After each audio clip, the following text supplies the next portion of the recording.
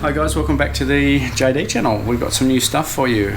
I want to talk to you tonight about something called Diglossia. So in 2014 we brought you the Glossa. We're back bigger and badder and double with the Diglossia. So I want to start out over here, a word you probably haven't heard, which is bicameral. So bicameral is a language such as Latin that has two separate cases. So Latin has uppercase and lowercase. But you don't ever write Latin in a mixed case, so you don't mix the upper and lower to create words in Latin. It's one or the other. So that's your bicameral language. Now unicameral or unicase language, such as American Sign Language, is written only in one case. It only has all uppercase letters.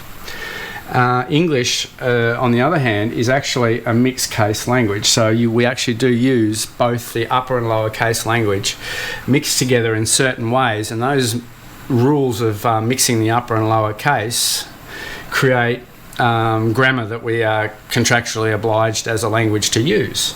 So Latin has both, same as English, but they use them differently. They always separate them, they always put them together. Now, one thing I've found is something called a standard language, guys. This is in the manual. So the basic definition is it has an official sanction from an institution and it's codified.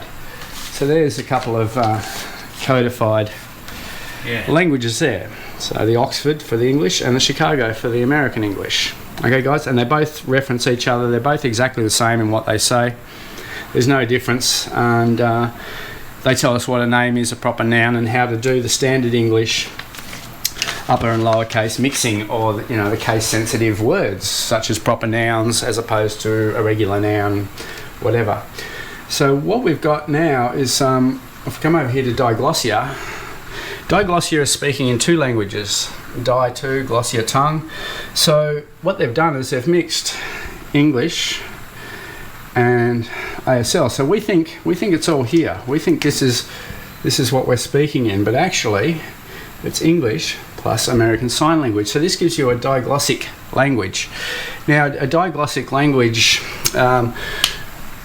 say you were native in two tongues, you could simply switch, say that was English and that was Russian. You could speak both of those. You could simply swap with the speaker and they would understand what you were saying. In this case, we don't know what the all capitals means. There's no meaning applied to it. So you're reading half of it, or whatever part is written in English, but you're not reading this, so you don't have a comprehension of this diglossic language. And because it's not in these books don't ever tell you to write in full capitals. They give you a case, the English case, mixed case scenario. They tell you to do that. That's fine. So use one capital letter for a proper noun, use one capital letter for a sentence. That's called sentence case. The other one's called title case. There is no full capitals. It has no sanctions, so it's not codified, and it's not an official language, so it's a non-standard language. And I just want to show you how this works. The Bible actually warns you of this, and without getting too religious. So what we end up with English, we think we're speaking English, but we're actually going down here. There it is. And guys, there it is. That's the serpent's tongue, the diglossic language, and it's telling you everything. And the Bible warns you against it. Eat from the tree of knowledge, you will surely die. Something else interesting we found was a die is death, but there's also, it's a mould of two parts, so you become two. So a mould is the Christian name and the surname, the serpent name, put together. So that may be what the Bible is talking about, is if you eat from the tree of knowledge, you will become two parts, creditor, debtor. And this language, it's unreadable, it's Babel, it's Babylon. Mede versus Mede says the court can't even accept these documents, so it's not a court. But we'll go into that with a new video we're doing about what Australia is. But that was just a quick one, guys, and just be careful who you're dealing with on that.